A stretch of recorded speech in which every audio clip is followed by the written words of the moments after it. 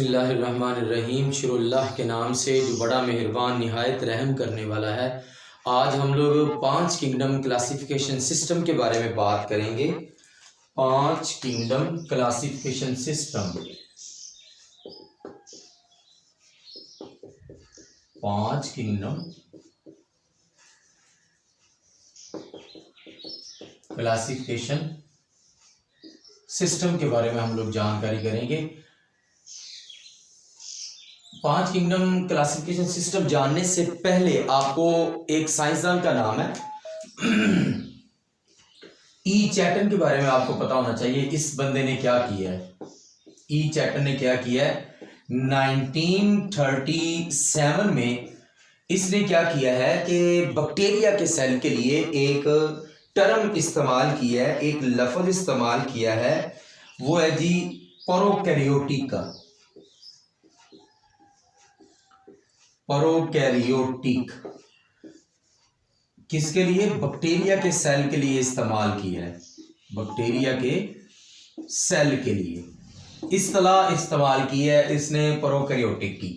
Prokaryotic की bacteria के cell के लिए इस्तेलाह इस्तेमाल की है। दूसरी इसने इस्तेलाह इस्तेमाल की है यूकैरियोटिक। यूकैरियोटिक ये इसने इस्तेमाल की है पौधे के सेल के लिए, प्लांट सेल के लिए, पौधे के सेल के लिए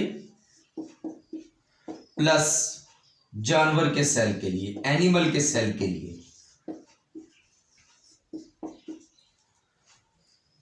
ई चैटन ने 1937 में प्रोकैरियोटिक की इस्तेलाह बैक्टीरिया के सेल के लिए इस्तेमाल की है। यूकैरियोटिक की इस्तेलाह टर्म पौधे के सेल के लिए और जानवर के सेल के लिए इस्तेमाल की है। अब हम देखते हैं कि प्रोकैरियोटिक क्या होता है, प्रोकैरियोटिक सेल कौन सा होता है। प्रोकैरियोटिक सेल एक ऐसा सेल होता है जिसमें वादा तौर पर न्यूक्लियस नहीं होता, न्यूक्लियस नहीं होता। ऐसा सेल जिसमें न्यूक्लियस नहीं होता उसको प्रोकैरियोटिक सेल कहते हैं। यूकैरियोटिक सेल ऐसा सेल जिसमें न्यूक्लियस होता है उसको यूकैरियोटिक सेल कहते हैं। मसलन जी दो इसकी एग्जांपल्स हैं। ये चैप्टर नंबर 4 में एक लॉन्ग क्वेश्चन दिया हुआ है, वहां पर सेपरेट करके लिखा हुआ है, थोड़ा सा डिफिकल्ट लिखा हुआ है, मैं आपको आसान जुबान में बता दूंगा। प्रोकैरियोटिक सेल जिसमें वादा तौर पर न्यूक्लियस नहीं होता, मसलन बैक्टीरिया का सेल। इसी तरह यूकैरियोटिक सेल जिसमें वादा तौर पर न्यूक्लियस होता है, मसलन पौधे का सेल, जानवर का सेल। देखें जरा, मैं अगर जानवर के सेल को ड्रॉ करूं तो ये एनिमल सेल है, इसके दरमियान में न्यूक्लियस है।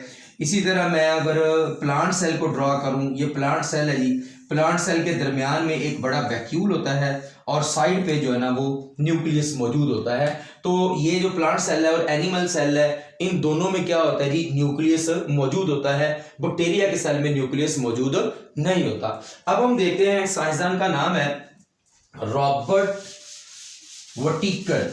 इसने क्या किया है जी, इसने 5 किंगडम क्लासिफिकेशन सिस्टम की बुनियाद रखी है।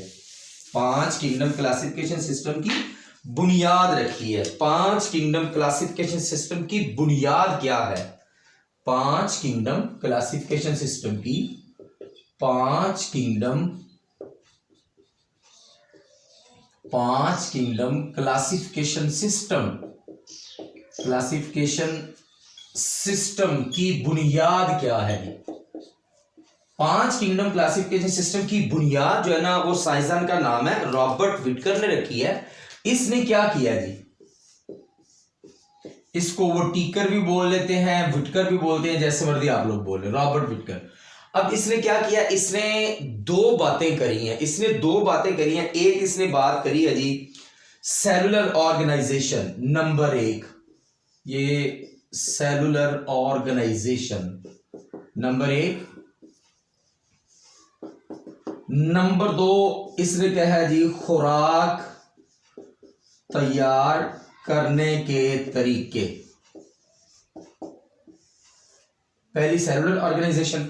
अब ये जो सेलुलर ऑर्गेनाइजेशन है, मकसद ये बात करें, सेलुलर ऑर्गेनाइजेशन का मतलब ये है कि वो ये कहना चाह रहा है कि सेल किस किस्म का हो, यूनिसेलुलर हो, मल्टीसेलुलर हो, प्रोकैरियोटिक हो, यूकैरियोटिक हो, वो ये कहना चाह रहा है असल में। पहली बात, अच्छा इसमें ना किताब पे उन्होंने पूरी एक लाइन लिखी हुई है, मैं आपको 3 पॉइंट इधर बताऊंगा, मतलब कि आप लोग इसकी नंबरिंग कर रहे रोमन में, आपको आसानी के साथ समझ आ जाएगी, आप छोटे बच्चे आप आसानी के साथ याद भी कर लेंगे। पहली बात उसने कही है जी, जो सेल है ना वो प्रोकैरियोटिक होना चाहिए।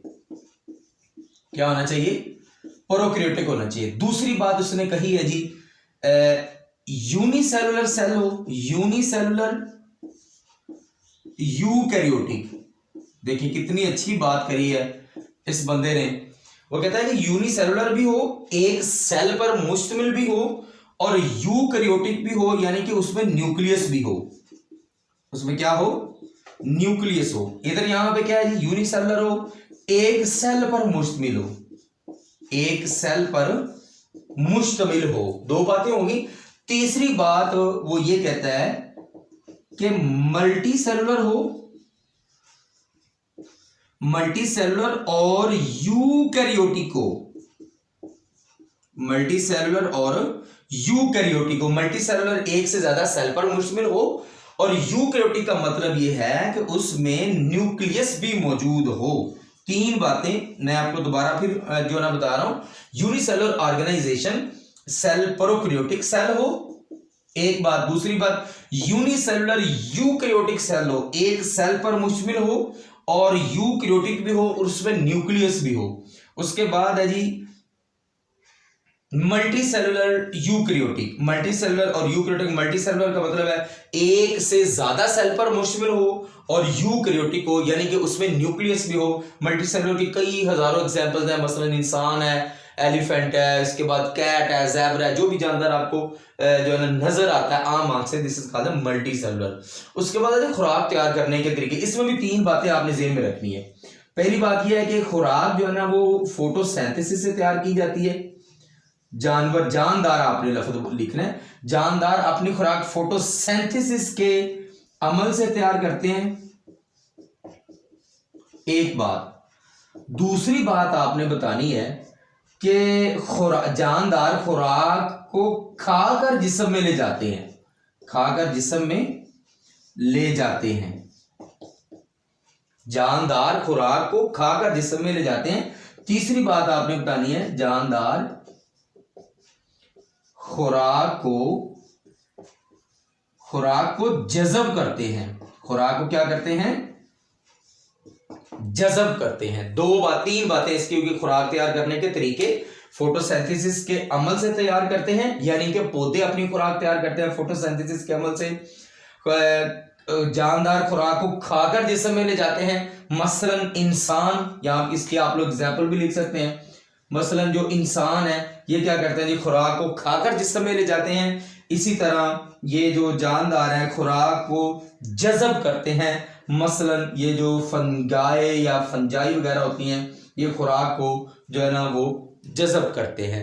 ये 5 किंगडम क्लासिफिकेशन सिस्टम की मैंने आपको बात बता दी है। मैं दोबारा फिर जो है ना इसको 2 मिनट में बता रहा हूं, आपको रिवाइज कर रहा हूं। रॉबर्ट विटिकर ये साइंसदान का नाम है, इसने सेलुलर ऑर्गेनाइजेशन, इसने 2 पॉइंट बताए हैं जी 5 किंगडम क्लासिफिकेशन सिस्टम के। नंबर 1 सेलुलर ऑर्गेनाइजेशन, नंबर 2 खुराक तैयार करने के तरीके। जो सेलुलर ऑर्गेनाइजेशन है वो कहता है कि जानदार प्रोकैरियोटिक हो, मतलब कि सेल प्रोकैरियोटिक हो। दूसरी बात यूनिसेलुलर यूकैरियोटिक हो, यूनिसेलुलर का मतलब है एक सेल पर मुश्तमिल हो, और यूकैरियोटिक यानी कि उसमें न्यूक्लियस भी हो। तीसरी बात है मल्टी सेलुलर यूकैरियोटिक हो, मल्टी सेलुलर का मतलब है एक सेल पर मुश्तमिल हो, और यूकैरियोटिक का मतलब है उसमें न्यूक्लियस हो। उसके बाद जी खुराक तैयार करने के जो तरीके हैं वो जी 3 है। जानदार फोटोसिंथेसिस के अमल से खुराक तैयार करते हैं। खुराक हासिल करने के तरीके हम कह सकते हैं, खुराक हासिल करने के तरीके 3 है जी, फोटोसिंथेसिस है, खुराक को खाकर जिस्म में ले जाते हैं, और खुराक को जो है ना वो जज़ब करते हैं, एब्जॉर्प्टिव मोड ऑफ न्यूट्रिशन है। अब आगे 2 साइंसदान उन्होंने किताब पे ना 3 लाइनें 4 लाइनें लिखी हुई हैं। वो है कि मार्गोलिस और श्वार्ट्ज ने क्या किया, उन्होंने भी 5 के, अच्छा ये जो 2 पॉइंट है ना, इसकी बुनियाद पे इस बंदे ने क्या किया है, जानदारों के 5 ग्रुप्स बना दिए हैं। जानदारों के 5 ग्रुप्स बना दिए हैं। उनको बोलते हैं जी किंगडम प्लांटी है, किंगडम फंजाई है, किंगडम एनिमिलिया है, किंगडम प्रोटिस्टा है, किंगडम मोनीरा है। 5 बड़े बड़े ग्रुप्स बना दिए हैं। अब इस बंदे ने इन पॉइंट्स की बुनियाद पर 5 ग्रुप्स बनाए हैं। अब ये जो मार्गोलिस और श्वार्ट्ज है उसने क्या किया है, उन्होंने क्या किया है कि एक पॉइंट ये हो गया, उसने कहा सेलुलर ऑर्गेनाइजेशन भी ठीक है। दूसरी बात उन्होंने कहा जी खुराक तैयार करना के हासिल करने के तरीके, दो बातें ठीक है। तीसरी बात जो उन्होंने शामिल करी है वो है जी जेनेटिक्स। उन्होंने कहा जी जेनेटिक्स भी जो है ना ये एक ऐसा पॉइंट है, मतलब कि एक बुनियाद है 5 किंगडम क्लासिफिकेशन सिस्टम की। मकसद ये है बात करने का कि जो मार्गोलिस और श्वार्ट्ज है, मार्गोलिस और श्वार्ट्ज है, इन्होंने क्या किया है, इन्होंने मार्गोलिस और श्वार्ट्ज ने क्या किया है, इन्होंने ये बात इसी रॉबर्ट की करी है, रॉबर्ट की ही बात इन्होंने करी है। इन्होंने कहा कि सेलुलर ऑर्गेनाइजेशन भी ठीक है, खुराक तैयार करने के हासिल करने के तरीके भी ठीक है, लेकिन जो जेनेटिक्स है इसको भी बुनियाद रखा जाए। इन्होंने थोड़ी सी इसके 5 किंगडम में तरमीम की है और इन्होंने भी वही 5 किंगडम को डिजाइन किया है, वही 5 किंगडम बनाए हैं जो कि रॉबर्ट ने बनाए थे।